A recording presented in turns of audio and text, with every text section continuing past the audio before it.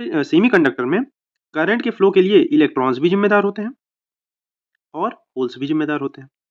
तो total current को मैं लिख सकता हूँ current due to electrons plus current due to hole.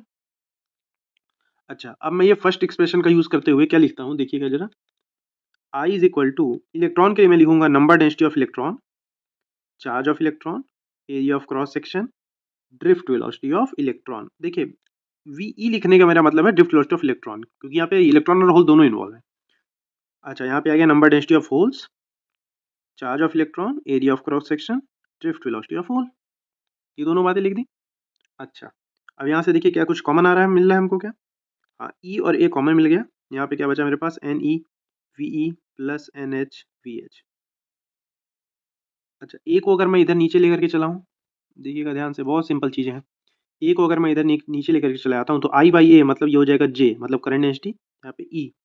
अच्छा, ड्रिफ्ट वेलोसिटी को मैं क्या लिख सकता हूँ, यहाँ से आप ध्यान दीजिए, ड्रिफ्ट वेलोसिटी को मैं लिख सकता हूँ मोबिलिटी इनटू इलेक्ट्रिक फील्ड। तो यहाँ से भी ड्रिफ्ट वेलोसिटी को वही चीज़ लिखा जा सकता है, mobility of electrons and electric field plus N H mobility of holes and electric field. Mobility of electron और मोबिलिटी ऑफ होल्स अलग अलग होता है, और हमको पता होना चाहिए कि मोबिलिटी ऑफ इलेक्ट्रॉन जो होती है वो मोबिलिटी ऑफ होल्स से ज़्यादा होती है। क्यों? क्योंकि इफेक्टिव मास जो होता है हमारा होल्स का वो ज़्यादा होता है as compare to effective mass of holes.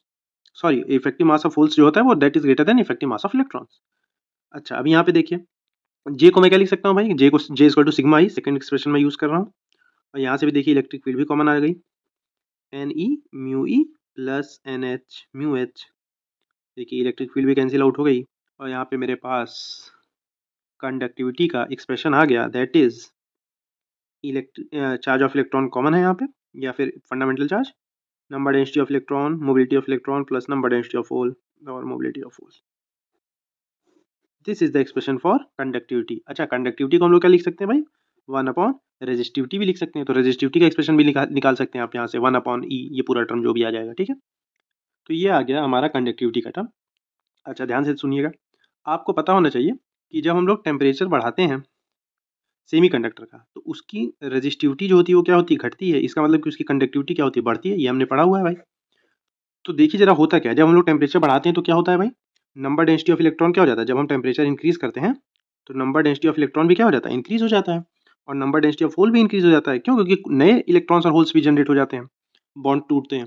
तो आप ध्यान देखेंगे, अगर ये भी टर्म बढ़ गया, ये भी टर्म बढ़ गया, तो सिग्मा भी क्या हो जाएगा, कंडक्टिविटी क्या हो जाएगी भाई, इंक्रीज हो जाएगी। कंडक्टिविटी इंक्रीज हो जाएगी तो रेजिस्टिविटी क्या हो जाएगी, घट जाएगी, क्योंकि